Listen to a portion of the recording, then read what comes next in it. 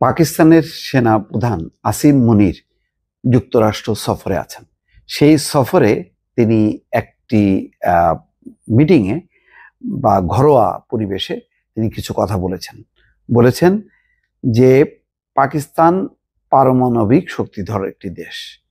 যদি তাদের উপর আঘাত করা হয় তাহলে অর্ধেক দুনিয়া নাই হয়ে যাবে। এটা ভারতকে উদ্দেশ্য করে বলেছেন। তিনি বলেছেন যে যদি ভারত সিন্ধু নদীর উপর বাঁধ দিয়ে পানি নিয়ন্ত্রণের চেষ্টা করে তাহলে পাকিস্তানের 25 কোটি মানুষ দুর্দশার মধ্যে পড়বে। তখন কমপক্ষে 10টি ক্ষেপণাস্ত্র দিয়ে ওই বাঁধ উড়িয়ে দেওয়া হবে। এমন কথা বলার পর রীতিমতো টনক নড়েছে ভারতে।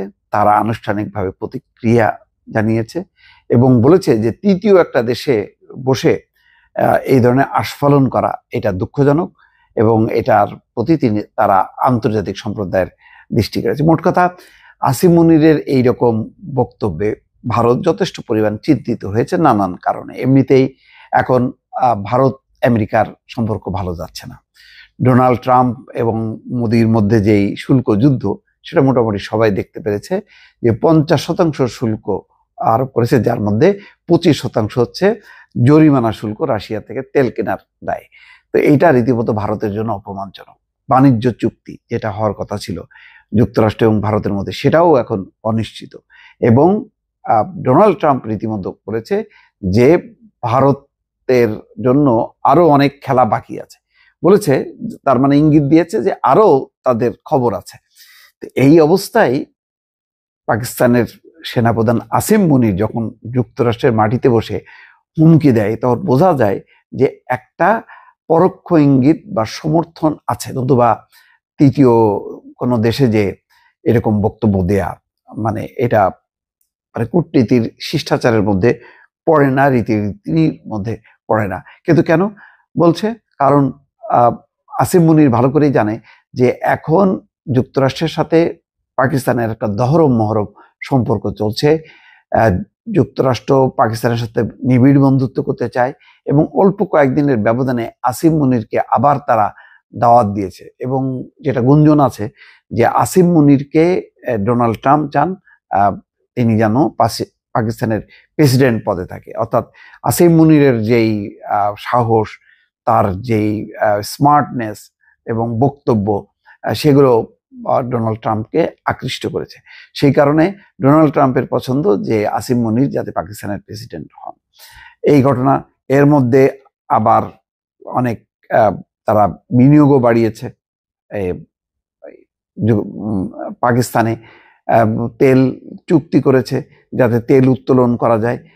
তো এইরকম দহরম মহরম অবস্থার মধ্যে আসলে যেই আসিম মুনির পাকিস্তানে যে একেবারে বেশ জ্বালাময়ী বক্তব্য দেওয়াতে ভারত অনেকটা ক্লাব বেড়ে গেছে। সেই কারণে ভারতের প্রতিক্রিয়া হচ্ছে এই যে তারা বলছে যে যুক্তরাষ্ট্রে সফররত পাকিস্তানের সেনাপ্রধান আসিম মুনির একটি বিবৃতি দেখেছি, পরমাণু শক্তি নিয়ে হইচই করাই হলো পাকিস্তানের চালিকা শক্তি।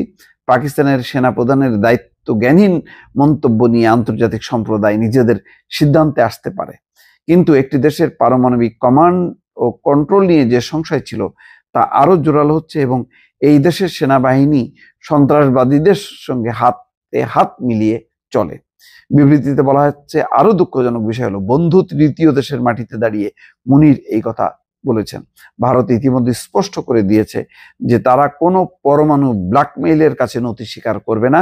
ভারত তার জাতীয় স্বার্থ সুরক্ষিত করতে প্রয়োজনীয় ব্যবস্থা নেবে। পাকিস্তানের আবার পাল্টা প্রতিক্রিয়া দিয়েছে।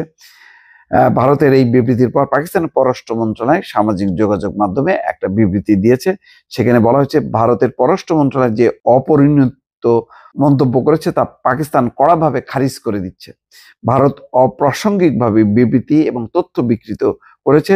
ভারত একটা পরমাণু ব্ল্যাকমেইলের ন্যারেটিভ তৈরি করেছে যা বিভ্রান্তিকর, ভারত ভিত্তিহীন এবং অযৌক্তিক অভিযোগ করেছে। বিবৃতিতে বলা হয়, পাকিস্তান দায়িত্বশীল পরমাণু শক্তিধর দেশ এবং তাদের পরমাণু কমান্ড ও ও কন্ট্রোল বেসামরিক সরকারের কাছে আছে।